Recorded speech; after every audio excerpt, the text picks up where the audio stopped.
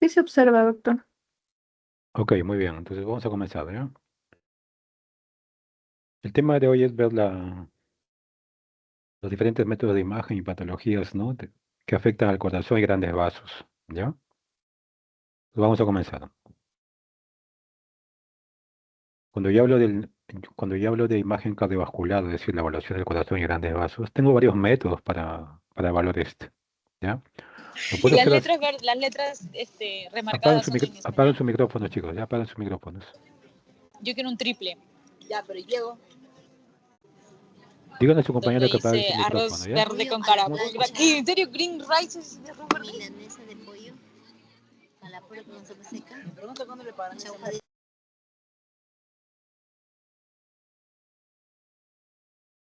Muchachos, apagan su micrófono. ¿Quién está hablando? Para bajar de 5 puntos. Su micrófono apagado, por favor, ¿eh? La próxima sí Disculpe, les doctor, voy a... ya le silencié, doctor. Disculpe, voy a avisar a mis compañeros que no Ok. prendan sus micrófonos. No se preocupe. Gracias.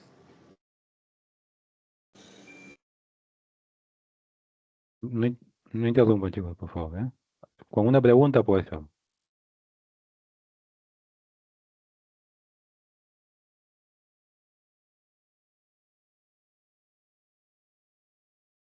Como les decía, ¿no? Podemos evaluar el corazón y grandes vasos con una radiografía simple de tórax, ¿no?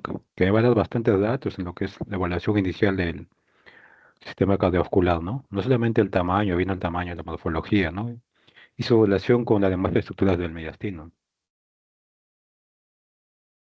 Lo puedo evaluar con una ecocardiografía, ¿ya? Esto básicamente lo usan mucho más los cardiólogos que nosotros, ¿ya? La cardiografía también permite evaluar el corazón y grandes vasos, sobre todo en el concepto de lo que son flujos, tamaños, cavidades, ¿no? En ese sentido cobra importancia la ecocardiografía. También lo puedo hablar con una tomografía, ¿ya? Espiral multicorte, que básicamente me da una imagen bastante detallada de la anatomía del corazón y grandes vasos, ¿no? Como más adelante vamos a ver, la tomografía es bastante útil en lo que es la evaluación cardiovascular, ¿ya? Y se complementa bastante con lo que es la resonancia magnética, ¿no? Resonancia magnética y tomografía son métodos de estudio del sistema cardiovascular complementarios, ¿ya? Hay determinadas patologías que evalúan mucho mejor la tomografía y otros que ven mejor la resonancia, ¿ya? Pero son métodos complementarios, no son métodos excluyentes. Si yo uso una tomografía, puedo usar otra resonancia magnética con un método complementario, ¿ok? También lo podemos hablar con introduccionismo, sobre todo cateterismo, ¿no? Hacemos en ese sentido básicamente el cateterismo lo dejamos como para la parte terapéutica más que para diagnóstico, ¿ya?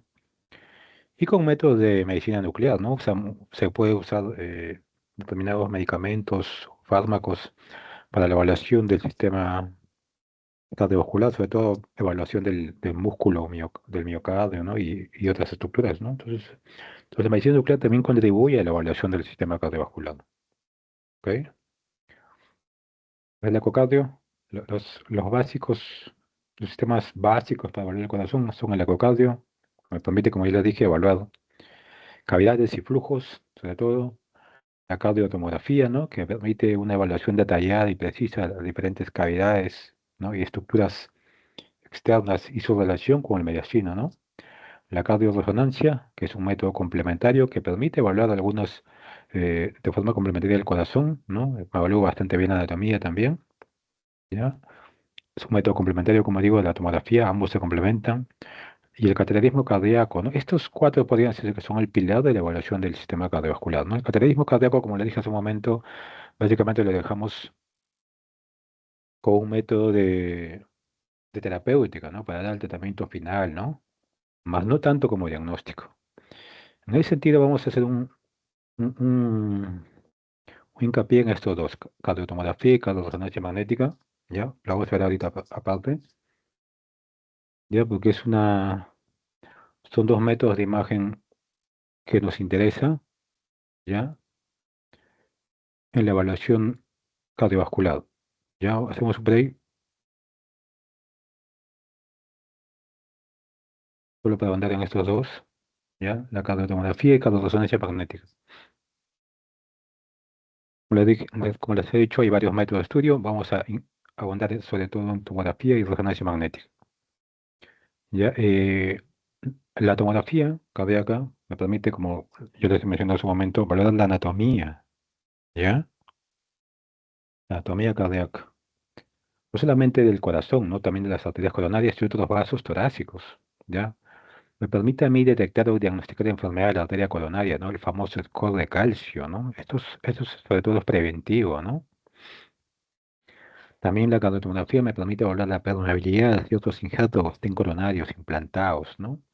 Y al igual que la ecocardiografía me permite evaluar la volumetría y la función cardíaca, incluido en esta la presión de eyección. Miren aquí, por ejemplo, aquí tenemos algunas imágenes, ¿ya? Una serie de imágenes en la cual se representan el corazón, ¿no? Y los grandes vasos. Este es un estudio de tomografía contrastado en el cual yo estoy viendo las diferentes cavidades, aurículas y ventrículos, los septos, ¿no? La aorta, o sea, diferentes estructuras que me permiten una adecuada evaluación de la anatomía. No solamente de la anatomía cardíaca, sino coronaria y los otros vasos, ¿no? O sea, si ustedes ven aquí esta imagen, son bastante nítidas y precisas y representan de forma idealizada, ¿no? Lo que es el corazón, ¿no? Entonces nosotros con la tomografía cardíaca podemos hacer muchos diagnósticos de las afecciones cardiovasculares, ¿ya? Entonces es un método bastante importante, ¿no? Para evaluar la anatomía, ¿ya? Por ejemplo aquí, ¿no? Estos son estudios de tomografía cardíaca en reconstrucciones, ¿ya? En el cual yo, por ejemplo, veo aquí, ¿no? El origen de la coronaria izquierda, la coronaria derecha aquí, ¿no? La escuela derecha, izquierda, o sea, vean la calidad de la anatomía con la cual se representan estas estructuras utilizando la tomografía cardíaca, ¿no? Nosotros tenemos varios métodos de procesamiento para evaluar el corazón y grandes vasos, ¿no? Miren aquí, ¿no? Miren el detalle de esta coronaria derecha y esta coronaria izquierda, ¿no? Su subdivisión, ¿no? O sea, vean con qué nitidez yo puedo observar estas estructuras vasculares, ¿no? Las diferentes cavidades también. Y esta reconstrucción en 3D en el cual yo estoy viendo, ¿no? La arteria coronaria izquierda, ¿no? Difuscándose hacia su segmento distal, ¿no? sea, la nitidez de imagen, la representación de estas estructuras vasculares es bastante precisa, ¿no? Y me permite hacer planeamientos quirúrgicos o planeamientos hemodinámicos, ¿no? Antes de la cirugía, ¿no? Entonces vean la importancia de este método de imagen, ¿no? Para la evaluación de la anatomía, ¿no? Miren aquí dos imágenes de tomografía cardíaca, en la cual yo he utilizado una reconstrucción que se llama el MPR curvo. Como ustedes sabrán ya, las estructuras vasculares no se ven en un solo plano, ¿no? Para yo obtener estas imágenes, de ver toda la arteria descendente anterior izquierda, para yo verla en toda su extensión, he tenido que hacer una reconstrucción, ¿no? Y eso lo puedo hacer con la tomografía, ¿no? En la estación de trabajo nosotros manipulamos estos datos que obtenemos y logramos obtener imágenes como esta, ¿no? Vean, miren, toda la descendente anterior en toda su extensión, desde su origen hasta su terminación, ¿no? Entonces, si hubiese alguna estenosis, alguna duplicación, alguna genesia, ¿no? O alguna anomalía, yo la vería de forma adecuada con la tomografía, ¿no?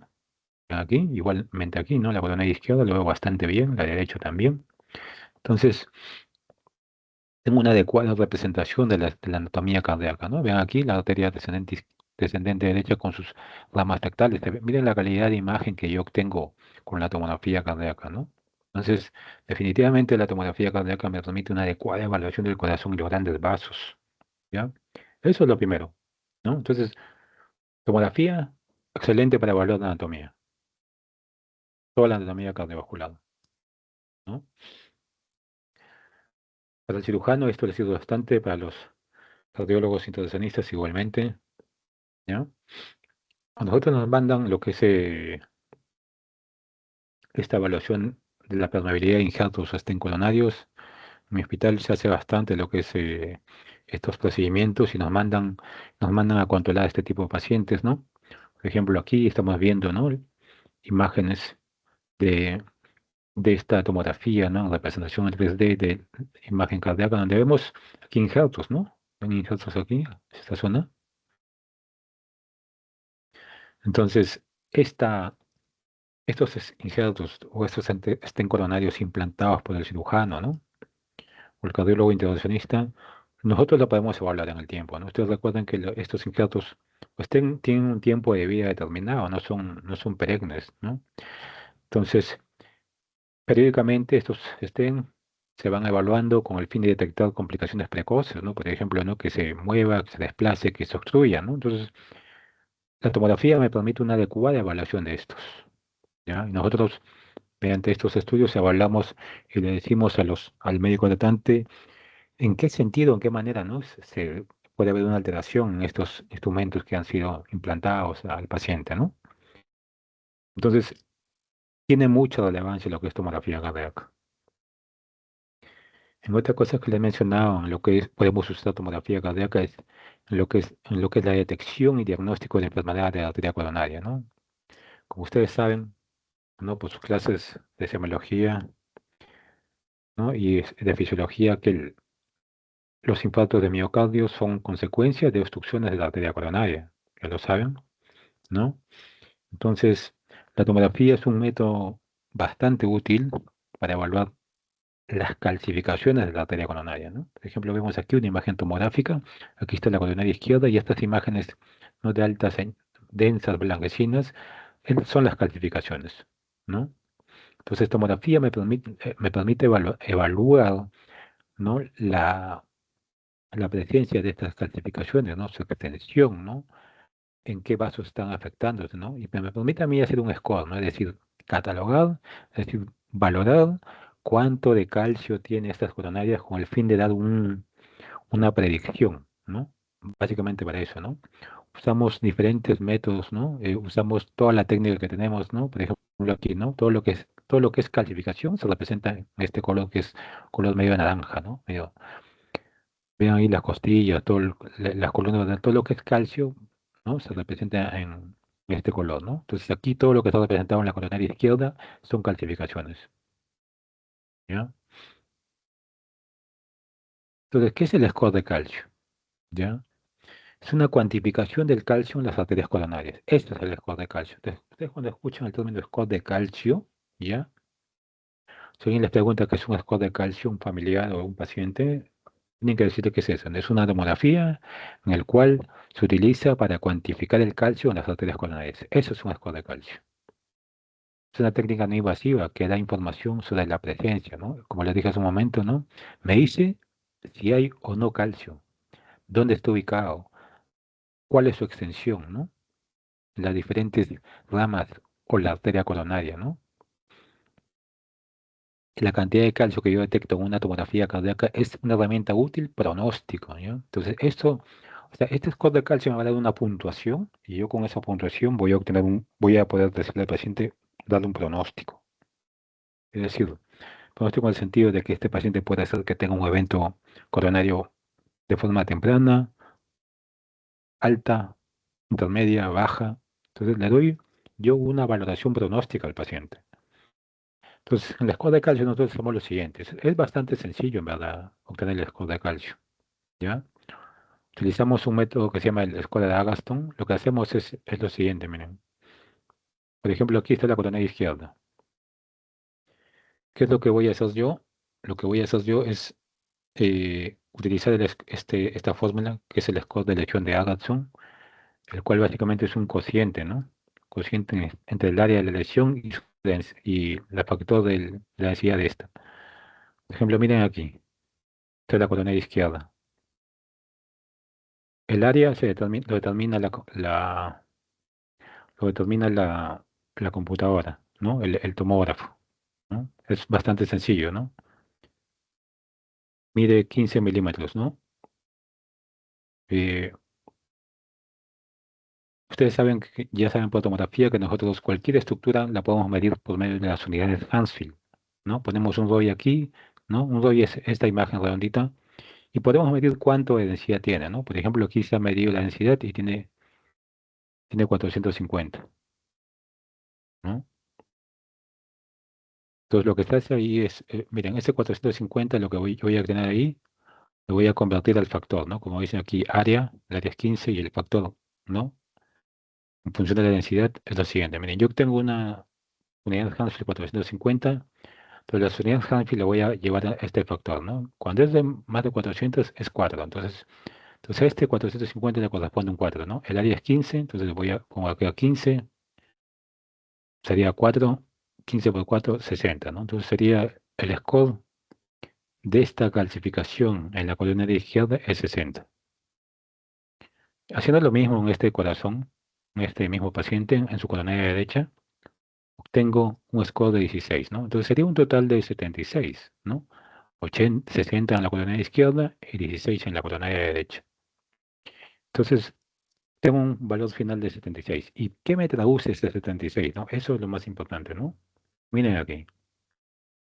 Este es un índice de calcio, ¿no? Que va de 0, de 1 a 10, de 11 a 100, de 101 a 400, ¿no? Más de 400. Obviamente cuando dice 0, no hay significa que no ha habido ninguna placa que yo he identificado. Entonces el riesgo de arteriopatía coronaria en un futuro es muy bajo, ¿no? Si es de 1 a 10, hay una placa detectable mínima, ¿ya? Y el riesgo de arteriopatía, es decir, de un evento coronario futuro, es muy improbable, miren, menos del 10%. Si este puntaje me sale de 11, ¿no? A 100, definitivamente hay una placa calcificada, ¿ya? Pero la probabilidad de estenosis coronaria es ligera o mínima, ¿ya? Cuando yo tengo a partir de 100 a 400, definitivamente hay al menos una placa aterosclerótica moderada, y aquí sí va a haber una alta probabilidad de arteriopatía coronaria ligera o posibilidad de estenosis importante. Con más de 400 hay una alta probabilidad de un evento coronario, ¿ya? Entonces, nuestro paciente tuvo 76, entonces está aquí, ¿no? Hay una probabilidad de estenosis coronaria ligera.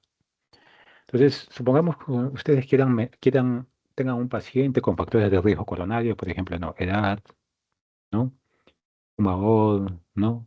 Con hipertrigliceridemia, ¿no? Y quisieran ustedes valorar, ¿no? ¿Qué riesgo coronario tiene en el futuro del paciente, ¿no? Ustedes lo que tendrían que pedir es un score de calcio, ¿no? Y en función del puntaje que le salga, ustedes le pueden decir al paciente su probabilidad de riesgo en un futuro, ¿no? Entonces, para eso nos sirve el score de calcio. Nos habla de probabilidades de eventos coronarios en el futuro, ¿ya? En una determinada persona en la cual yo utilizo este score de calcio. ¿Ya? Es bastante, lo usamos bastante en el hospital, ¿ya? Los cardiólogos lo piden, ¿ya? Para evaluar a los pacientes con factores de riesgo cardiovascular, ¿no? Y darles un pronóstico a futuro, ¿no? A ellos, ¿ok? Entonces, para eso utilizamos, ¿no? Entonces, el score de calcio es una tomografía sin contraste que me permite evaluar la calcificación de las arterias coronarias, ¿no? Y dar, por tanto, un valor pronóstico a futuro, ¿está bien? Entonces, para eso usamos la tomografía, ¿no? La resonancia magnética ya tiene algunas funciones bastante similares, ¿ya? Permite hacer una caracterización morfológica, es decir, valorar la anatomía y de los tejidos, ¿ya? También me da una característica de funcionalidad y medición de volúmenes, flujos, ¿no? Lo que hacía el ecocardio. O sea, lo que hace el ecocardio lo puedo hacer con tomografía y resonancia magnética, es decir, medir flujos, ¿ya? La resonancia tiene algo adicional que es evaluar la perfusión, ¿no? Basal y en atresis, ¿ya? El RALSE coronario para ver si hay zonas de infarto, ¿ya? Y si ha habido zonas de infarto, si se ha fibrosado o no. Permite también la evaluación de angioresonancia. Miren, son imágenes de resonancia magnética en el cual me permite evaluar las diferentes cavidades, me permite evaluar la anatomía, es decir, miren, las diferentes cavidades, aurículas, ventrículos, la aorta, la arteria pulmonar, las válvulas auriculoventriculares, ¿no? Los septos. Entonces, como se dan cuenta, la tomografía y resonancia magnética están a la par en lo que es la evaluación de la anatomía, ¿no? Son métodos complementarios, ¿ya? La resonancia magnética me permite evaluar la función cardíaca, ¿no? Me permite medir flujos, volúmenes, ¿ya? Y yo midiendo la magnitud de una cavidad, ¿no? puedo obtener cuál es el volumen de eyección, ¿no? Cuál es la fracción que está eyectando ese corazón, ¿no? Entonces, la evaluación de flujos no es exclusivo del ecocardio, ¿no? También lo puedo hacer con la tomografía o resonancia magnética, ¿no? Entonces, ustedes tienen que conocer estos métodos, ¿ya? Para que cuando sean médicos ya sepan qué pedir y tengan alternativas, ¿ok?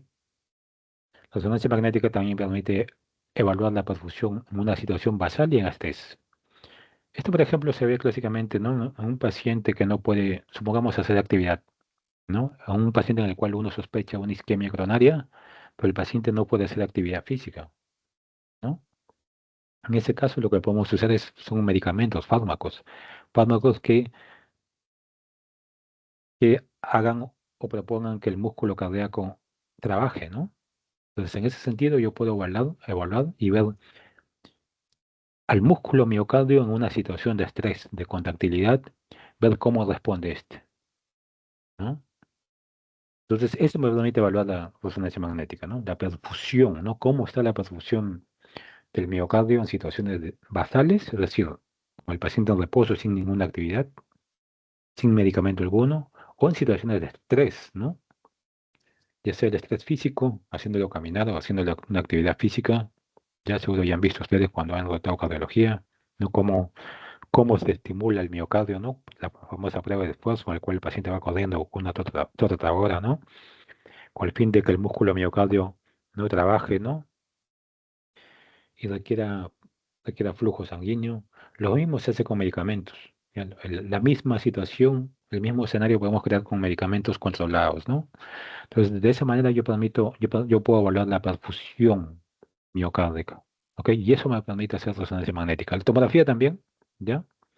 Pero resonancia magnética también me permite hacer eso, ¿ya?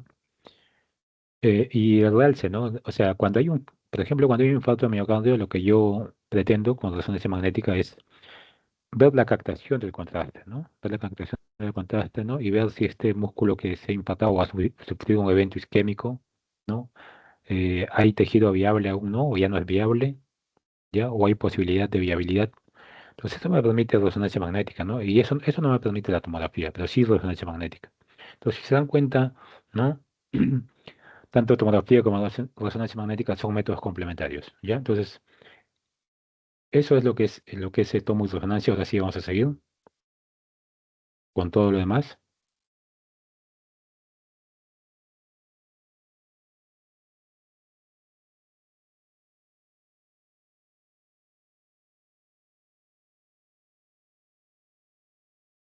Ok, entonces nos quedamos aquí, ¿no? Entonces le dije la utilidad de la resonancia magnética y la tomografía, ¿ya? Entonces, ahora sí seguimos. Ahora, la idea es cómo evaluar el corazón, sobre todo, ¿no? La silueta cardíaca, para eso yo tengo que saber de antemano que la silueta cardíaca va a depender de varios factores. Uno es la edad, ¿ya? No es lo mismo, ¿no? Un neonato que un paciente pediátrico, que un infante, que un adulto joven, que un adulto mayor, ¿no? El corazón va variando en función de la edad, ¿no? En función del sexo, obviamente, también, ¿no? Cuando que el hombre hace una actividad física mayor, por ende, el corazón va a ser de mayor magnitud. El hábito corporal, no es lo mismo el corazón en un paciente obeso, con un paciente delgado o leptosómico. La actividad física que realice también, eso va a depender. eh, la silueta cardíaca depende mucho de eso. De la situación de la inspiración también, ¿no? No olvidemos que una adecuada inspiración es requerida para una adecuada evaluación del corazón. Ciertas alteraciones torácicas, ¿no? Por ejemplo, el pectum excavatum, el pectum carenatum, pueden hacer que la configuración o morfología del corazón se altere, ¿no? Entonces hay que tener en cuenta eso, ¿ya? Entonces, cuando yo utilizo una placa radiográfica en incidencia frontal, tengo que ver qué estructuras, ¿no? Están en el lado derecho y en el lado izquierdo, ¿ya? En el caso, esta es una imagen radiográfica, ¿ya? Entonces, cuando yo en esta imagen radiográfica veo de arriba a abajo, voy a ver que en la situación más craneal, más alta, vamos a encontrar la vena innominada, ¿no? En situación inmediatamente descendente voy a ver la vena cava inferior y previamente hablando de la silueta cardíaca va a estar la aurícula derecha. Todo eso es en el lado derecho. ¿Bien? Entonces, en el borde derecho de una imagen radiográfica, de arriba a abajo voy a ver la vena innominada, la vena cava inferior y la aurícula derecha. ¿Ya? En su contraparte, en el lado izquierdo, voy a ver aquí el botón o arco óptico, como se ve ahí, ¿no? Luego voy a ver el tronco, la pulmonar, que es esta, ¿ya? Y finalmente el ventrículo izquierdo, que está dado por esta cavidad, ¿no? Entonces, en una imagen radiográfica, yo voy a ver estas estructuras, ¿no? Estas estructuras representan el contorno de la silueta cardiomedicinal, ¿ya? Es importante que sepamos quién está a la derecha y quién está a la izquierda, eso es importante, ¿ya? Entonces, en este contexto, ¿no? Acá hay unas convexidades. Aparece un concepto en lo que es el corazón, ¿no? Los famosos mogules del corazón, ¿no? Un mogul es una protuberancia. Esos son mogules, miren, la nieve, estos montículos de nieve se denominan mogules, ¿no? Son protuberancias del contorno cardiomediastinal o una radiografía de tórax en incidencia frontal, ¿ya? Si ustedes han visto aquí, si hablamos solamente del corazón, no del mediastino, solamente tiene un mogul, que es este, solo el corazón. Al lado derecho hay un solo mogul y lo da la aurícula derecha, ¿ya? Mientras que en el lado izquierdo hay uno, dos y tres mogules. Y en el borde izquierdo hay tres mogules, ¿ya? O tres protuberancias, por decirlo así. El primer mogul es el más alto, ¿no? Veíamos el arco óptico. El segundo mogul es el tronco de la pulmonar, ¿ya? Y el cuarto mogul es el ápex cardíaco, el contorno del ventrículo izquierdo, ¿ya? Entonces miren esta imagen. En el lado izquierdo la aorta, tronco de la pulmonar y el ventrículo izquierdo. Es el cuarto. Hay veces entre el segundo y el cuarto aparece una protuberancia. Está aquí, ¿ya? Que es llamado tercer mogul, ¿ya? Y hay un famoso signo del tercer mogul, ¿ya? Que cuando ustedes lo escuchen tienen que hacer referencia que es patológico siempre. Entonces el signo del tercer mogul siempre es patológico. Entonces cuando ustedes escuchen un mogul, un tercer mogul, tienen que evocar que hay una patología ahí, ¿ya? Hay veces aparece un quinto mogul en el ángulo cardofrénico, es decir, acá abajo, hacia esta zona más caudal, que puede ser fisiológico o puede ser patológico. Fisiológico, como por ejemplo en este caso, la grasa pericárdica, ¿no? Pero también podría ser un quiste, es decir, algo patológico. Entonces, el quinto mogul puede ser algo fisiológico o algo patológico. No siempre está, pero cuando aparece tiene esas dos opciones. Mientras que el tercer mogul siempre va a ser patológico, ¿ya? Siempre, eso no olvidado, ¿ya? Eso es una pregunta clásica que siempre hacen. Que el tercer mogul es patológico siempre. Por ejemplo, aquí, miren, el arco de la pulmonar, perdón, el arco óptico, el tronco de la pulmonar, el, el ventrículo izquierdo, el quinto con grasa epicárdica y entre el segundo y cuarto aparece el tercero. ¿Ven? Este es el tercer mogul, ¿no? Y básicamente me habla ahí de una la patología es básicamente del lado izquierdo, sobre todo de aurícula, ¿no? O del ventrículo, ¿no? Como un aneurisma, ¿no? Entonces vamos a ver cuáles son las patologías que se asocian al signo del tercer mogul, ¿no? Entonces el signo del tercer mogul siempre va a ser patológico, no olvidar eso. Patologías en orden de frecuencia que yo veo cuando voy a evaluar un tercer mogul es un aneurisma del ventrículo izquierdo, una de la izquierda grande o aumentada de tamaño, un tumor del ventrículo izquierdo, un tumor mediastinal, restos tímicos, quistes pericárdicos o miocárdicos. Entonces es patológico siempre, ¿ya? Entonces no olvidar eso. Una imagen radiográfica de un paciente en el cual veo una silueta cardíaca agrandada, ¿no? Es un paciente cardiópata porque veo aquí un marcapaso bicameral. Estoy viendo un botón aórtico bastante prominente, el tronco de la pulmonar, el ventrículo izquierdo y entre el segundo y el cuarto aparece esta protuberancia, ¿no?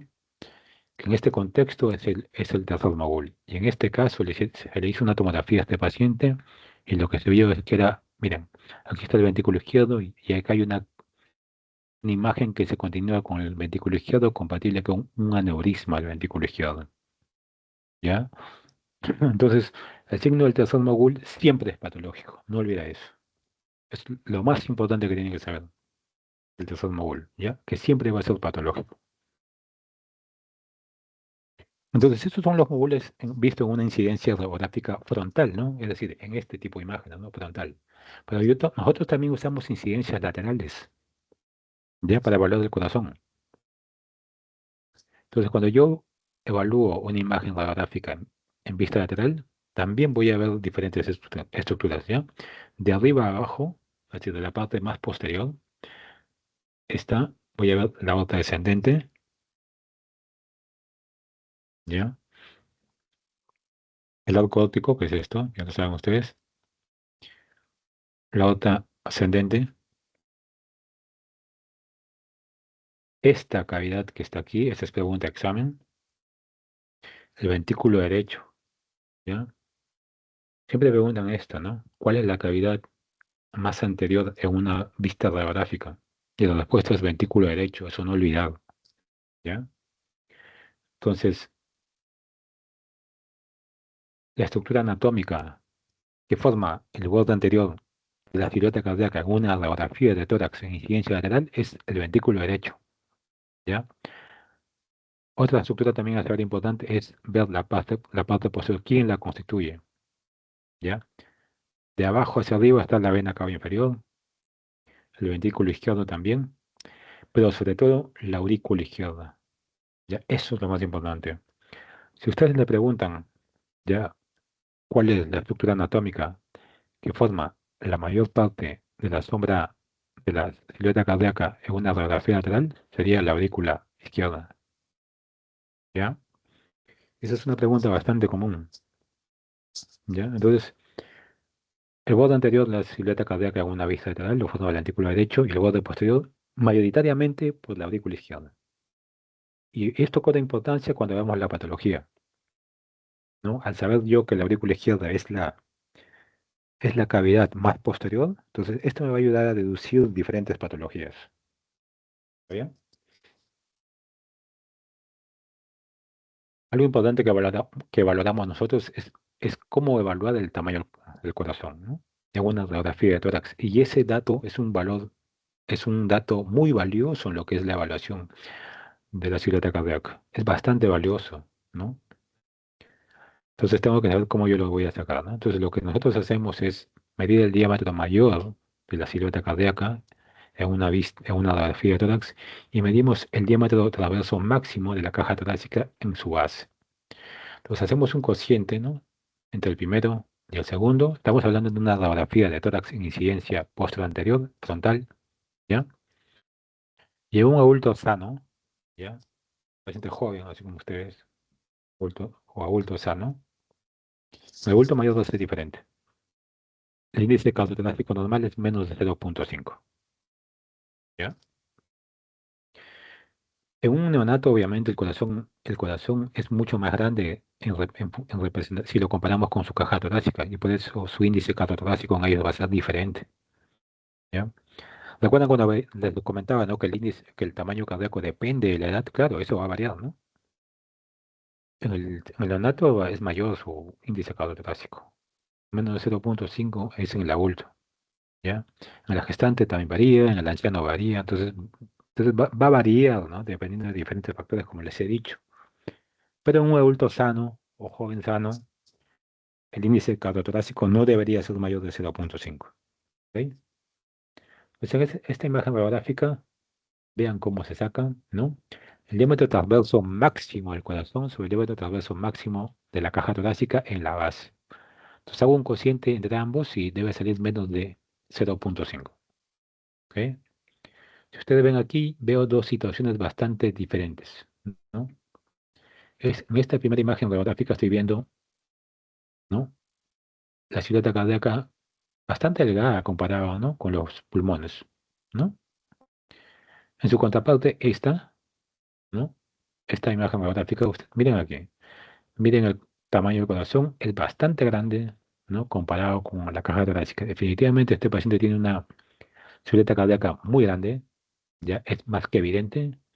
Todo el campo pulmonar izquierdo está prácticamente tapado por esta, por este crecimiento de esta cavidad. Si lo comparan con la diferencia es notable, ¿no? En este otro caso es el lado opuesto, ¿no? El corazón se ve bastante chico comparado con los pulmones, ¿no? Lo cual es una variante, ¿no? Es una variante anatómica, ¿ok? Entonces, en ese sentido, evaluamos la silueta cardíaca, pues, ¿ya?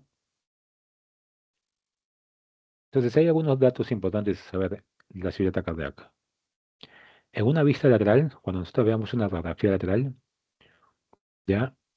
Les he dicho que el corazón contacta el esternón, ¿no? En ese contacto con el esternón, la silueta cardíaca, ya hemos visto quién es el que contacta la cavidad más anterior, que es el ventrículo derecho. Cuando contacta con el esternón tiene que ser menos de un tercio, ¿ya? O sea, menos de la tercera parte, ¿ya?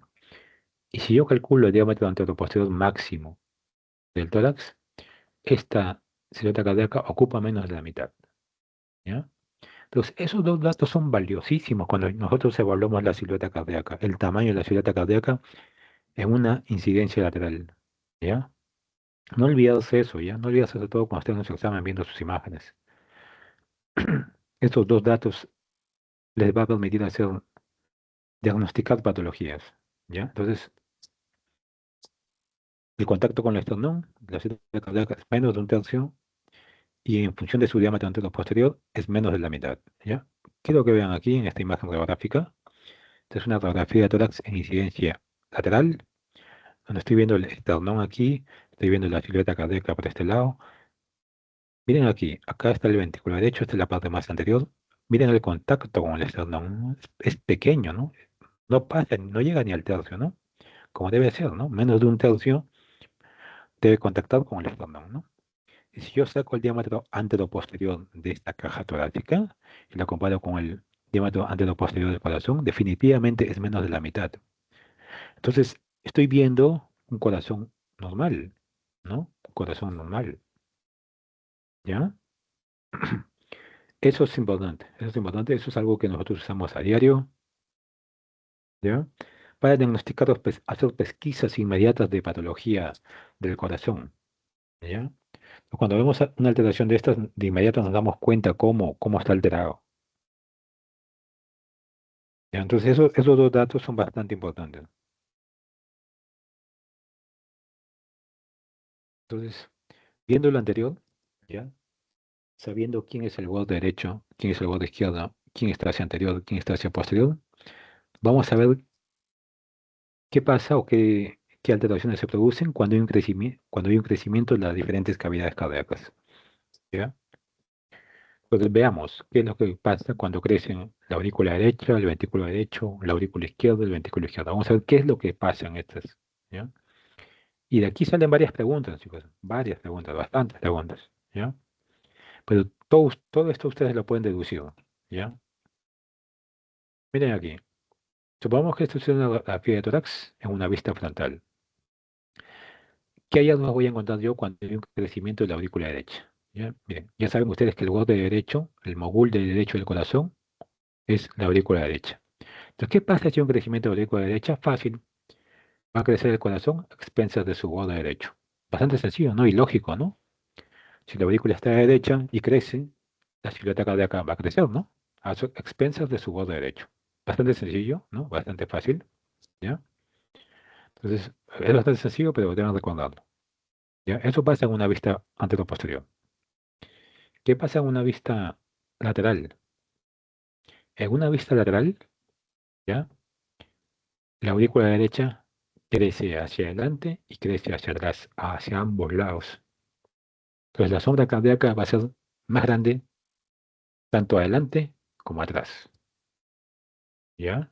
Y eso es un dato valiosísimo, chicos. Es un dato muy valioso que deben recordar.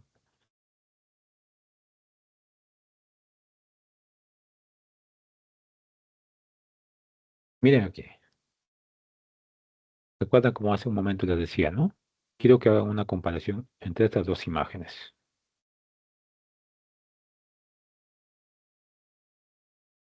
Este es el esternón, ¿ya? Este es el esternón.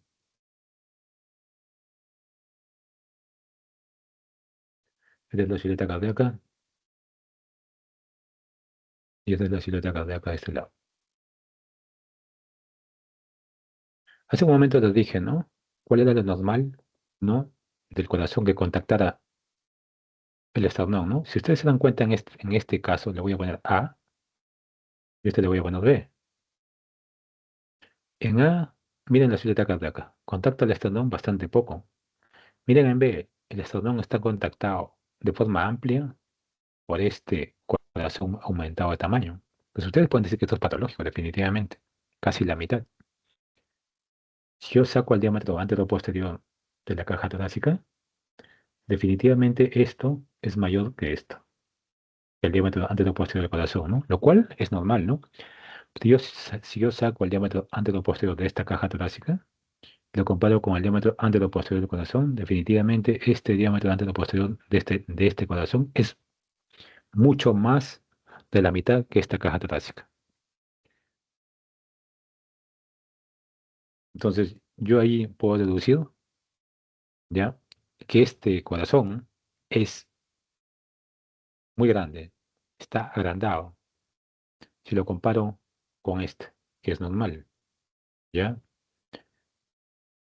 Entonces, si ustedes ven aquí, este corazón es ovoide y este es redondo, ¿no? Significa que este corazón ha crecido en una vista hacia adelante y ha crecido hacia atrás.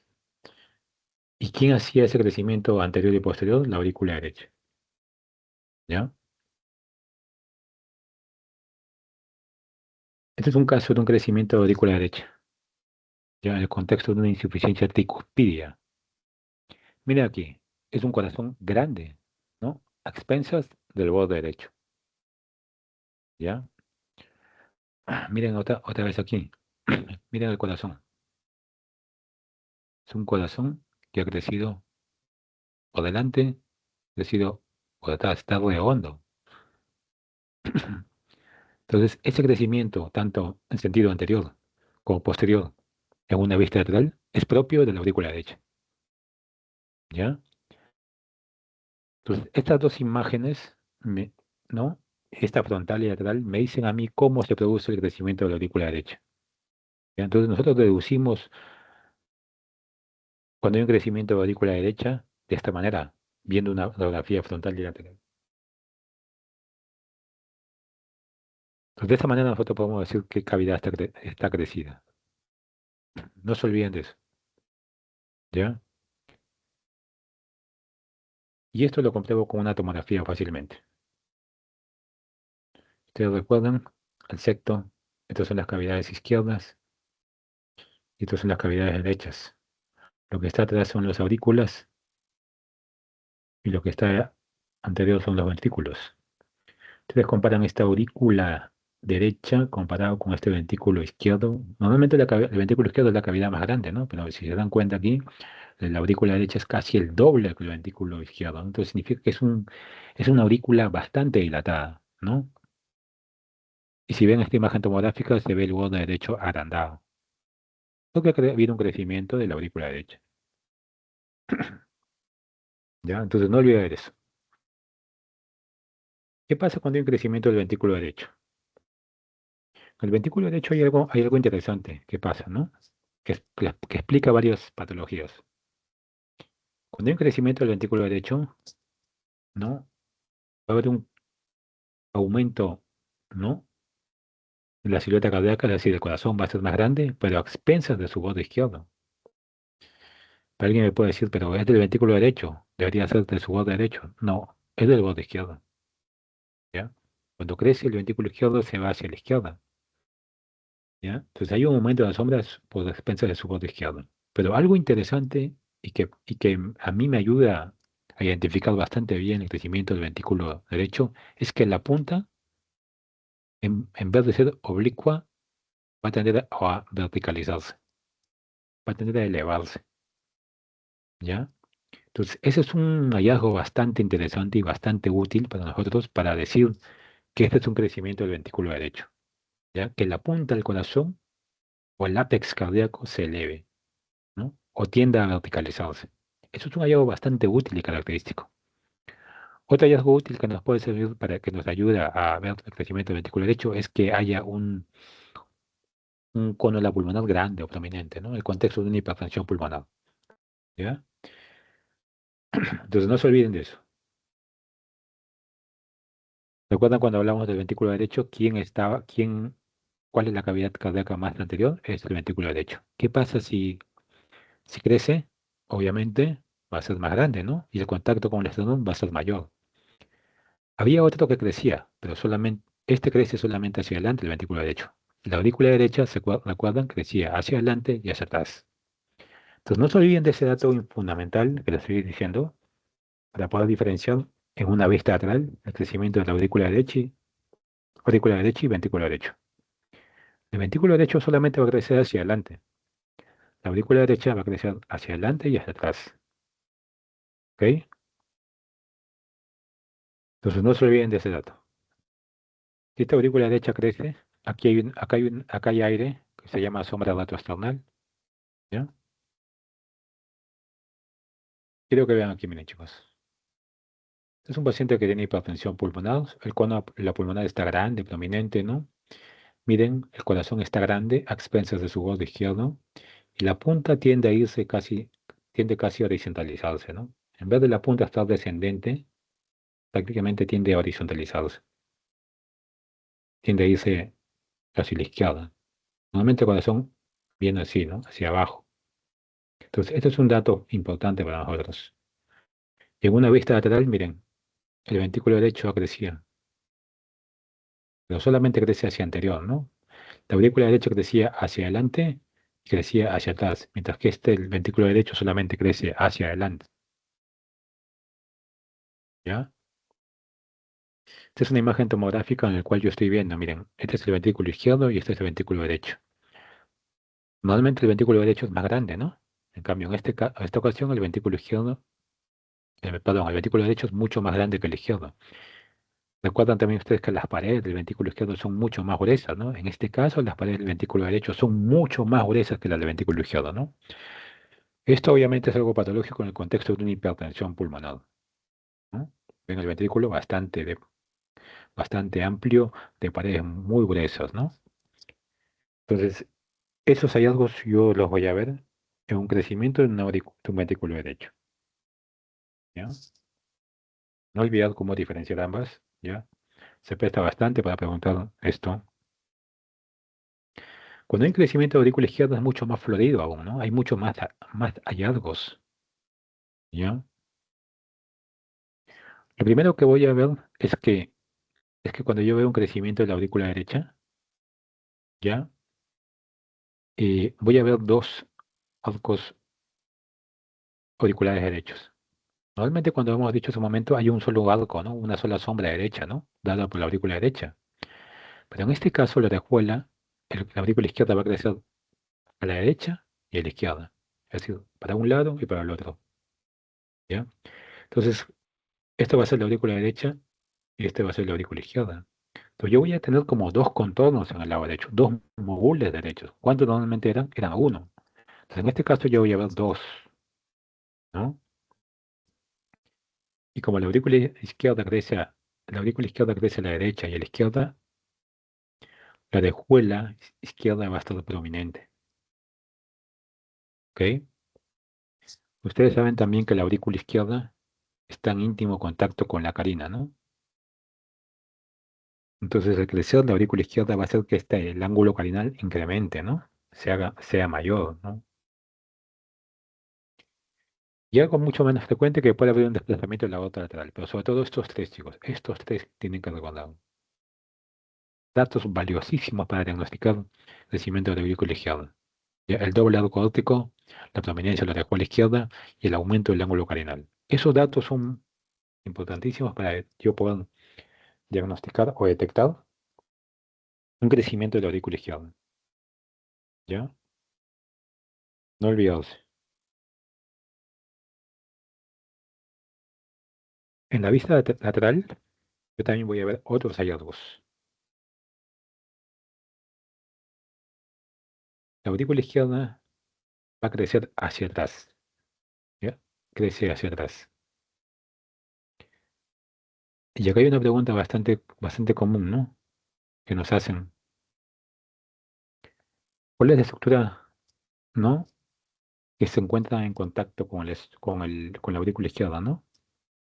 ¿Qué estructura digestiva se encuentra con la aurícula izquierda, ¿no? Y esa es la respuesta, es el esófago.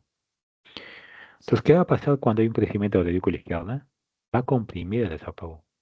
Entonces, hay un aumento del tamaño de la célula cardíaca, pero este aumento de la aurícula puede causar una compresión del esófago causando síntomas.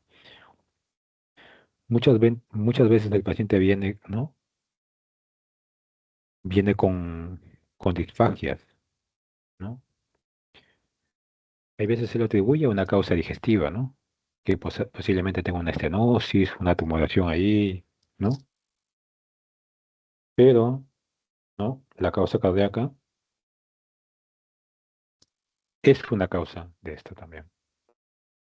Entonces, dentro del protocolo o dentro del estudio a descartar por una disfagia está ver si la aurícula izquierda no está agrandada, ¿ya?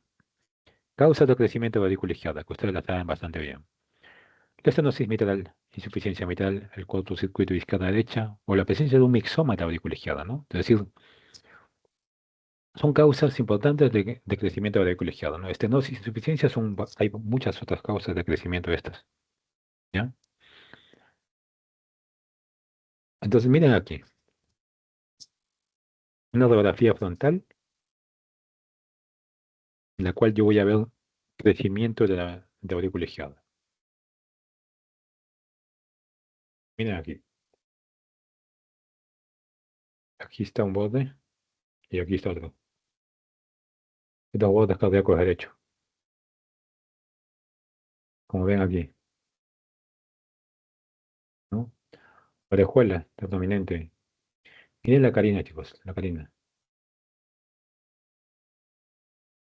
La carina no tiene tanto ángulo. Normalmente la carina es más estrecha, ¿no? Pero por este crecimiento de aurícula izquierda hay una ampliación del ángulo carinal.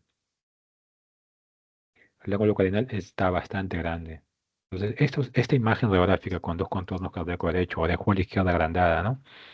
Y ángulo carinal prominente, para nosotros es diagnóstico de crecimiento de aurícula izquierda. En la vista lateral, miren, chicos, la vista lateral hay un crecimiento de la aurícula derecha en diámetro antero-posterior, pero a expensas de su borde posterior. Ya les dijimos en su momento que hay tres estructuras que forman el borde posterior, pero la de mayor importancia y la que ocupa la mayor parte es la aurícula izquierda, ¿no? En este caso, un crecimiento de la aurícula izquierda que está haciendo que el esófago se desplace hacia atrás, hacia posterior, ¿no? Causando, en este contexto, una disfagia en el paciente, ¿no? Entonces hay la disfagia cardíaca causada por el crecimiento de la aurícula izquierda. Una causa a tener en cuenta en el caso de que uno le haga todos los estudios al paciente, todos los estudios, por ejemplo, endoscopía, ¿no? Otro tipo de examen, y no encuentren ninguna causa de disfagia, ¿no? En ese sentido, ¿no? Debemos sospechar también que el crecimiento de la aurícula izquierda, sobre todo en pacientes cardiópatas, que es muy común que sufran, ¿no? Que hay bastantes pacientes cardiópatas, que este crecimiento de la aurícula izquierda puede ser la causa de esta disfagia, ¿ya? Entonces hay que tener en cuenta eso dentro del diagnóstico. Deben pensarlo, ¿ok? ¿Qué pasa cuando hay un crecimiento del ventrículo izquierdo, no? Algo similar pasaba con el ventrículo derecho, ¿no? Va a haber una expensa, un crecimiento del tamaño cardíaco, ¿ya? Va a ser mayor, pero a expensa del borde izquierdo. Pero en este caso la punta se va hacia abajo, es una punta descendente, ¿no? A diferencia del crecimiento del ventrículo derecho, que su punta era tendía a ser horizontal o elevarse. En el caso del crecimiento del ventrículo izquierdo, la punta tiende a tener una posición más descendente, ¿no? ¿Ya? En una vista lateral, en verdad, hay menos hallazgos que en el crecimiento del ventrículo izquierdo, ¿ya? Causas de crecimiento del ventrículo izquierdo, hay bastantes de causas de crecimiento del ventrículo izquierdo, ¿no? Son muchas. La hipertensión pulmonar, ¿quién no ha escuchado, no? Es una causa frecuente de crecimiento del ventrículo izquierdo. El crecimiento del ventrículo izquierdo es un hallazgo muy común, ¿no? Estas son causas en las cuales predomina la hipertrofia sobre la dilatación, ¿no? La hipertensión arterial, la estenosis aórtica, la coartación aórtica son causas de crecimiento del ventrículo izquierdo donde hay más hipertrofia que dilatación. Pero también hay la contraparte, ¿no? Donde hay más dilatación que hipertrofia. Por ejemplo, en la insuficiencia aórtica y mitral Vamos a ver un crecimiento del ventrículo izquierdo, pero sobre todo por dilatación del ventrículo izquierdo. ¿Ok? Más o menos en una imagen radiográfica como se vería, ¿no? Una silueta cardíaca aumentada, pero con el vértice yéndose hacia abajo, hacia posición descendente, ¿no? Como aquí, ¿no? Entonces, hay una silueta cardíaca y el vértice, la punta o el ápex tiende a irse hacia descendente, a oblicuarse, ¿no? En el derecho tendría a ser más horizontal, ¿no? Entonces es un hallazgo bastante característico, ¿no? Unas imágenes radiográficas, pacientes hipertensos que vemos a diario, ¿no? Tienen esa configuración de crecimiento del ventrículo izquierdo, ¿ya? Entonces,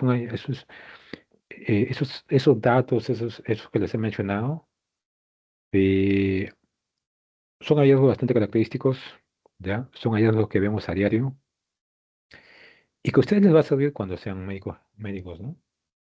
Cuando estén en el ámbito hospitalario, ¿no? Para hacer datos, para hacer diagnósticos solamente con una imagen radiográfica, ¿ya? Porque hacerlo con una tomografía lo va a hacer cualquiera, pero hacerlo con una imagen radiográfica lo van a hacer pocos, ¿ok? Entonces esa parte no ha sido cómo se alteran, ¿no? Las diferentes cavidades cardíacas en patologías adquiridas en el tiempo, ¿no? Insuficiencia cardíaca, ¿no? Hipertensión arterial, ¿no? Entonces ahora vamos a ver lo que es las malformaciones cardíacas, ¿ya? Hay patologías cardíacas congénitas, ¿ya? Hay algunas que son relevantes clínicamente, ¿no? Irrelevantes dentro del punto de vista imagenológico, ¿no? Vamos a ver. Hay una cardiopatía congénita acianótica, ¿ya? En el cual va a haber un aumento de la vasculatura pulmonar, ¿ya? Los típicos, los clásicos que me causan una cardiopatía congénita acianótica, con mayor flujo de la vasculatura pulmonar son el CIB, el CIA y el ductus, ¿ya? Estos son de los más frecuentes, de todo el CIB, como causas de cardiopatía congénita cianótica con vascularidad aumentada, ¿no? Pero también hay una cardiopatía congénita cianótica con una vascularidad normal, ¿no? En este caso vemos la estenosis de la válvula aórtica, coartación aórtica, extensión pulmonar, ¿ya? Imágenes radiográficas de 6B, 6 ya no son muy características, ya no, ya, sí son características en la ecocardio, ya, en la tomografía, es bastante fácil el diagnóstico, ya, pero dentro de las imágenes radiográficas, en la radiografía no hay un hallazgo característico. En el caso de las cardiopatías congénitas cianóticas, va a haber algunas en las cuales hay un aumento de la vascularidad pulmonar, por ejemplo, el retorno venoso anómalo total, que es bastante característico, la transposición de los grandes vasos, ¿ya? El tronco arterioso, los tipos 1, 2 y 3, ¿ya? En el cual hay un aumento de la vasculatura pulmonar. Pero también hay cardiopatías congénitas cianóticas en el cual hay una disminución de la vasculatura pulmonar, ¿no? Ahí tenemos a uno de los más conocidos, la tetralogía de Fallot, ¿no? Y otro también conocido, la anomalía de Eckstein, con comunicación interauricular, ¿no? Estas dos, tanto tetralogía de Fallot y anomalía de Eckstein, son de las cardiopatías congénitas cianóticas con disminución de la vasculatura pulmonar más características en imágenes. Son bastante características, ¿ya? Entonces vamos a ver aquellas que tienen relevancia, ¿no? Dentro del punto de vista imagenológico, ¿no? Y ustedes esto, lo que es flujos y todo esto, lo van a ver en lo que es cardio, pero dentro del punto de vista imagenológico hay algunas, ¿no? Algunas cardiopatías que tienen relevancia clínica y por tanto relevancia imagenológica de hacer un diagnóstico temprano y oportuno solamente con una imagen radiográfica. Y vamos a verlas. Una de estas es la tetralogía de Fallot, ¿no? La tetralogía de Fallot es la cardiopatía congénita cianótica más frecuente, no olvidar eso, ¿ya? Tetralogía porque tiene 4 componentes, ¿no? Un defecto septal ventricular, una obstrucción, ¿no? El tacto de salida del ventrículo izquierdo, del ventrículo derecho, perdón. Ahí separado el cabalgamiento de la aorta iba aparte, por acá, y la hipertrofia ventricular derecha. Esos 4, ¿ya? Este cabalgamiento va aparte, ¿ya? La imagen radiográfica característica, ¿no? Es un corazón en forma de bota o el zapato sueco, ¿no? Esa imagen es bastante característica. Y lo que da esta imagen, el zapato sueco o en forma de bota, es precisamente lo que hemos visto hace un momento, la hipertrofia del ventrículo derecho.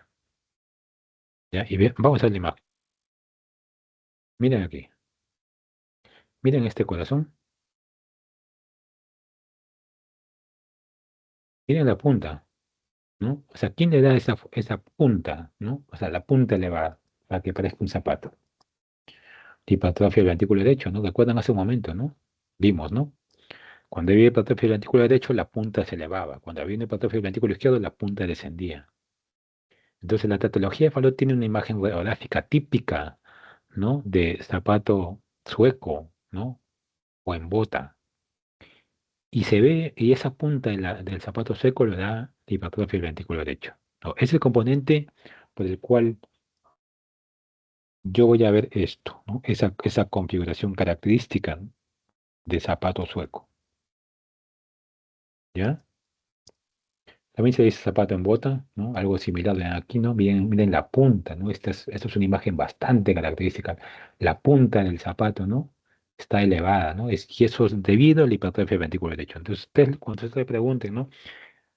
Ya saben, primero hay que saber quién da la alteración morfológica, que es el falot, el zapato en bota sueco, y de quién depende esta configuración, básicamente del crecimiento del ventrículo derecho, que hace que la punta del corazón se eleve y dando esta configuración bastante característica.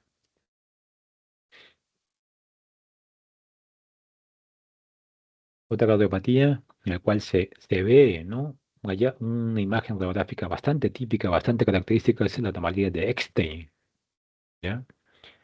La anomalía de Eckstein, ¿no? No, ahí lo que vamos a tener nosotros es una arteria aorta y arteria pulmonar pequeñas comparado con, o sea, no es que sean pequeñas, sino que se ven pequeñas comparado con el resto de cavidades, ¿no? La anomalía de Dexter lo que pasa ahí es un desplazamiento de la válvula tricuspidea, ¿no? Se desplaza hacia abajo, hacia la entrada del ventrículo derecho. Como esa válvula se desplaza hacia abajo, entonces no va a haber un buen cerrado, ¿no? Al no haber un buen cerrado va a haber una regurgitación tricuspidea, ¿no? Y esto va a provocar inicialmente un crecimiento, un flujo de derecha a izquierda a través del foramen oval, ¿no? Y ahí va a haber un crecimiento, ¿no? Crecimiento de las cavidades derechas inicialmente y luego las izquierdas, ¿no? Al final hay un crecimiento global de todo el corazón, ¿no? ¿No? De forma difusa, ¿no? Y me da esta imagen, ¿no? Llamado corazón en caja, ¿no? Porque hay un crecimiento difuso de todas las cavidades, ¿no? Y el corazón adquiere esa configuración, ¿no? En caja. Entonces, cuando ustedes vean una imagen radiográfica, ¿no? O escuchan el término, ¿no? Que esta radiografía, ¿no? En este paciente, ¿no? Con una anomalía cardíaca tiene un crecimiento de todas las cavidades, ¿no? Dando una configuración en caja. Estamos hablando de anomalía de Eckstein. No se olviden, ¿ya? Bastante característico. Bastante característico esa configuración. Otro hallazgo, ¿no? Otra alteración cardíaca congénita que tiene una representación bastante típica, característica en lo que es imagen radiográfica es el retorno venoso anómalo pulmonar total, pero sobre todo el tipo 1, chicos. El tipo 1 es el que tiene, es el más común, más o menos de todos, es el 55%, ¿no? Ahí las venas pulmonares terminan a nivel supracardíaco, pero hay una configuración característica, ¿no? Llamada así muñeco de nieve. Miren aquí llegan todas las venas pulmonares supracardíacas, no deberían llegar a la aurícula, pero miren, llegan hacia la parte más alta, ¿no? Entonces, la imagen que se forma es esta, ¿no? Ven aquí, supracardíaco se forma una imagen redondeada y el corazón, todo lo demás, me da este tipo de imagen, ¿no? Entonces, esa imagen se asemeja a lo que es un muñeco de nieve, ¿no? Bastante característico para nosotros, ¿ya? Entonces, el retorno venoso anómalo pulmonar total, me da esta imagen característica, el tipo 1, al tipo 1, me da esta imagen característica en muñeco de nieve, ¿ya? Es muy típica para nosotros ver esta configuración, ¿ya? Es bastante típica que decimos que cuando vemos eso, lo único que hacemos es pedir una ecocardio o una tomografía para confirmar el diagnóstico, ¿ya? Obviamente es una malformación compleja, ¿no? Otra, otra cardiopatía congénita, ¿no? Que tiene hallazgos bastante característicos es la transposición de grandes vasos, ¿ya? En el cual lo que voy a ver yo es un estrechamiento del mediastino superior, ¿ya? Es el signo más consistente de la transposición de grandes vasos. Como los vasos se transponen, es decir, cambian de posición tanto la aorta como la arteria pulmonar, aparentemente el mediastino se va a ver más pequeño, ¿ya? Y el corazón se va a ver más grande, ¿no? La silueta cardíaca se va a ver grande y globuloso, ¿no? Da la apariencia de un huevo. O sea, da la apariencia que el mediastino está delgado, que fuese como una cuerda, y el corazón está agrandado y globuloso, como si fuese un huevo. Entonces, ahí ese es el signo del huevo en la cuerda, ¿no? Es también un signo clásico de imagen radiográfica, ¿ya? Entonces aquí, ¿no? Miren, la ciudad cardíaca está bastante ovoide, ¿no? El mediastino se ve aparentemente más delgado, ¿no? Precisamente es por eso, ¿no? Es por esa transposición, ¿no? De grandes vasos, ¿no? Que dan la apariencia de que el mediastino se vea adelgazado, ¿no? Con una silueta cardíaca ensanchada, prominente, ¿no? Ese es el huevo en la cuerda, así se llama ese signo. Es un signo clásico de transposición de grandes vasos. Otro signo bastante característico, ¿no? Bastante característico para nosotros es el retorno venoso anómalo pulmonar parcial, o el signo de la cimitarra, ¿no? O la espada árabe, como esta, ¿no? Esto se produce por una vena pulmonar anómala que drena cualquiera o todos los glóbulos del pulmón derecho, ¿ya? Lo que pasa comúnmente es esto, ¿no? Miren, puede tener una vena anómala, en este caso, que va a adoptar esta configuración y va a drenar hacia la vena cava inferior. Esto no debería pasar, pero esta alteración va a hacer que se produzca una imagen, miren aquí, esta, dando esta configuración, ¿no? De la espada árabe o el signo de la cimitarra, bastante también característico, ¿no? Para nosotros del retorno venoso anómalo pulmonar parcial. No lo confundan con el total, que el total me da el muñeco de nieve, este parcial me da este signo de la cimitarra o espada árabe. ¿Está bien? Entonces, vean esos hallazgos característicos ya que son importantes. Miren en una imagen fotográfica, yo puedo hacer un diagnóstico bastante interesante de estos hallazgos, de estas cardiopatías que son congénitas, que normalmente precisan de tomografía o resonancia magnética para hacer el diagnóstico, ¿no? Pero vean que con una imagen fotográfica yo llego a una aproximación diagnóstica bastante interesante y alta, ¿no? Entonces, por eso la importancia de saber estos signos. La coartación aorta, ¿no? Coartación aorta lo que yo voy a ver es un aparentemente doble callado, ¿no? Como aquí se estenosa, va a haber una dilatación pre y post-estenosis, dando una configuración en tres. ¿Ven aquí? ¿No? Pero aparentemente se ve un doble callado. Y también hay unas muescas costales, ¿no? El signo de Rosler, ahora lo vamos a ver. Esto se ve aquí, ¿no? Ven aquí, como una muesca, ¿no? El signo de Rosler es esto, chicos, miren. Las costillas, ¿no? Como hay una coartación de aorta, una zona estenótica, las colaterales van a querer, ¿no? El flujo distal va a tener que llegar por las colaterales, ¿no? Y estas colaterales se van a hacer prominentes y tortuosas, erosionando, ¿no? El borde inferior de las costillas, ¿no? Ven aquí cómo las erosionan. Y esas muescas costales se llaman así, signo de Rosler. Pregunta de examen, ¿ya? Entonces, rotación de aorta, que yo voy a ver, el signo de Rosler, las muescas costales. Bastante típico en una imagen radiográfica. ¿Ya? Entonces, no olvidar esos signos que se han mencionado, son bastante característicos, bastante importantes de estas cardiopatías congénitas. ¿Ya? El resto de cardiopatías las evaluamos con tomografía de resonancia magnética, porque son cardiopatías complejas. ¿Ya? Pues vamos a hablar de la pericardio. ¿Ya? Vamos a hablar de algunas patologías como la pericarditis, el daño pericárdico, taponamiento pericárdico y tumores del pericardio. ¿Ya? Los más relevantes. El pericardio, al igual que la pleura, ¿no?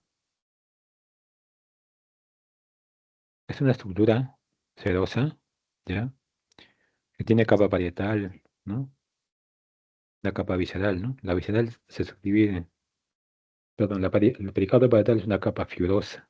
El pericardio visceral se subdivide, ¿no? En dos capas, ¿no? Normalmente hay una cantidad de líquido pericárdico, ¿no? Más o menos de 20 a 25, ¿ya? El pericardio tiene cierto grosor, en promedio 2 milímetros, ¿ya? No debe pasar los 4 milímetros, sería patológico eso, ¿ya? Algunas patologías bastante características son la pericarditis, en este caso la pericarditis constrictiva, ¿ya? Como usted me dice, constrictiva constriñe, ¿no? Evita que se dilaten las estructuras cardíacas. Una pericarditis constrictiva, es decir, ¿no? Va a haber un contorno normal o leve rectificación del corazón. Como evita la salida del gasto, va a haber una vascularización pulmonar disminuida. Se dilata, como no sale mucho flujo, el gasto cardíaco no sale, está limitado. Va a haber una dilatación de venas sistémicas. Y la presencia de calcificaciones es bastante característico de una pericarditis constrictiva. Por ejemplo, si yo veo esta imagen, ¿no? Y veo calcificación del pericardio, entonces, como vemos aquí, entonces esto a mí me dice que este paciente, ¿no? Probablemente tenga una pericarditis constrictiva. Si tiene síntomas, ¿no? Ven aquí, miren el pericardio. Está calcificado, ¿no? Con un paciente con esta sintomatología, ¿no? De gasto cardíaco bajo, ¿no? Dilatación de venas sistémicas, ¿no? Y calcificación del pericardio es bastante característico de pericarditis constrictiva, ¿ok? Una de las causas de esa puede ser tuberculosis de pericarditis. Hay causas idiopáticas, pero tuberculosis es una causa. En lo que es el derrame pericárdico, cuando hay un derrame pericárdico, lo que yo voy a ver es un aumento del índice cardiotorácico, como hemos visto ya, como se saca, y hemos visto también que otras patologías adquiridas se produce este aumento del índice cardiotorácico. Pero aquí lo característico, ¿no? Y algo importante que les va a permitir a ustedes diferenciar el crecimiento de otras cavidades, ¿no? Es que se pierden las curvaturas. Esto es un dato fundamental, ¿ya? Como lo que se llena es la envoltura del pericardio. Por ejemplo, aquí se acuerdan los mogules en el lado izquierdo, aquí se van a perder las curvas. Voy a ver solo pocas curvas aquí. Y eso lo podemos ver aquí. Y la vascularización pulmonar está conservada o disminuida. ¿Ya? Miren aquí, por ejemplo. Se ve redondo y aquí se ve redondo. Ustedes ven el botón aórtico con el tronco de la pulmonar. No se ve, ¿no? Se ve todo como si fuera una sola curva. Este es un derrame pericárdico masivo, ¿no? También llamado corazón en matraz, en cantimplora también. ¿Ya? Es un corazón, silueta cardíaca agrandada en el cual se pierden los contornos, ¿no? del corazón, ¿no? Se pierden los mogules, mejor dicho. ¿Ok? Uno cantimplora botella de agua, ¿no? Así se ve, ¿no? El derrame pericárdico masivo. También un concepto de taponamiento pericárdico, ¿ya? Que es el resultado de la acumulación de líquido, pus, sangre, gas, tejido neoplásico dentro de la cavidad pericárdica. Este taponamiento cardíaco puede ocurrir de forma muy abrupta o gradual en el tiempo, ¿no? Pero para yo hablar de taponamiento pericárdico tiene que haber un deterioro del gasto cardíaco. Si no hay deterioro del gasto cardíaco, yo no puedo hablar de taponamiento pericárdico, ¿ya? Y eso me permite, ese deterioro del gasto cardíaco me permite a mí diferenciarlo del derrame pericárdico simple. El derrame pericárdico no va a haber ningún deterioro del gasto cardíaco, ¿no? Solamente lo que hay es un acúmulo de cualquier líquido en el espacio pericárdico, pero no va a haber un deterioro del gasto cardíaco. Cuando hay un derrame pericárdico y un deterioro del gasto cardíaco, yo hablo de taponamiento pericárdico, ¿ya? Entonces no olviden ese concepto. En este caso, miren aquí, miren el corazón bastante grande, ¿no? Bastante agrandado, con rápidas curvaturas. Esta es una imagen radiográfica en vista frontal. En una imagen tomográfica, yo estoy viendo, miren aquí, el corazón. Miren el espacio pericárdico, está totalmente lleno de líquido, también una efusión pleural, ¿no? Esta gran cantidad de líquido muchas veces hace, ¿no? que la silueta cardíaca no se expanda, condicionando un deterioro del gasto cardíaco, ¿no? Pues eso es un dato bastante importante, ¿ya? Entonces, taponamiento pericárdico ustedes tienen que educarlo cuando hay un deterioro del gasto cardíaco. Solamente ahí hablaré de ese término. Causas de derrame pericárdico y taponamiento cardíaco. Las etiologías más importantes son las siguientes. Neoplasia, como les dije, idiopático, derrame pericárdico por insuficiencia renal. Los pacientes con insuficiencia renal son muy comunes, ¿ya? Entonces esos pacientes, ¿no? La causa de derrame pericárdico es bastante común. Que tengan derrame pericárdico es muy común, ¿ya? También hay causas infecciosas, en nuestro medio tuberculosis, una causa de derrame pericárdico que no se puede descartar, ¿no? Tenemos que tenerla en cuenta porque en nuestro medio es bastante común el derrame pericárdico por lo que es infección tuberculosa. También por un trauma, ¿no? Trauma quirúrgico muchas veces, ¿no? Cuando se opera la zona precordial, ¿no? Eh, puede haber una lesión, ¿no? Inadvertida del pericardio que condicione un derrame pericárdico, ¿no? Y si no es tratado a tiempo, se puede llevar a un taponamiento cardíaco, ¿no? En el caso de los tumores, ¿ya? Los tumores de pericardio, dentro de lo más común están los quistes, ¿no? Hay tumores verdaderos, los cuales son menos frecuentes, y acúmulos grasos, como hemos visto, ¿no? Los quistes, el quiste pericárdico, o sea, de todos esos tumores, lo que me va a causar es una alteración del contorno cardíaco, ¿ya? Por ejemplo, ven aquí ustedes el corazón, ¿no? Se altera su contorno por esta imagen ocupante espacio, esta lesión que ocupa espacio hacia su borde izquierdo, ¿no? Me altera el contorno del corazón, ¿ya?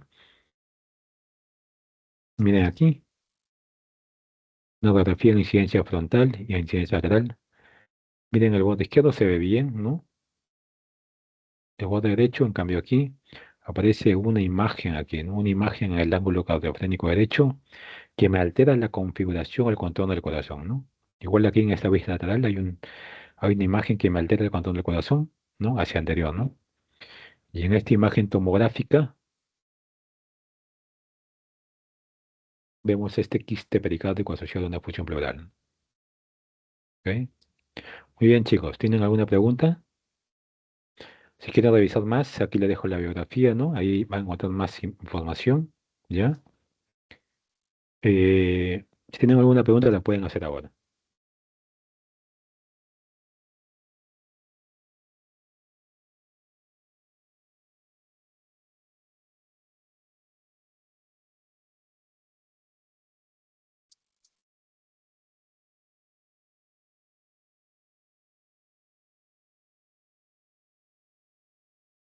Si no hay preguntas, chicos, lo dejamos hasta ahí. Entonces, que tengan buenas tardes.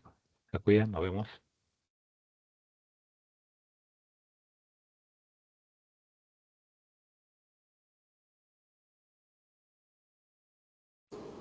Gracias, doctor.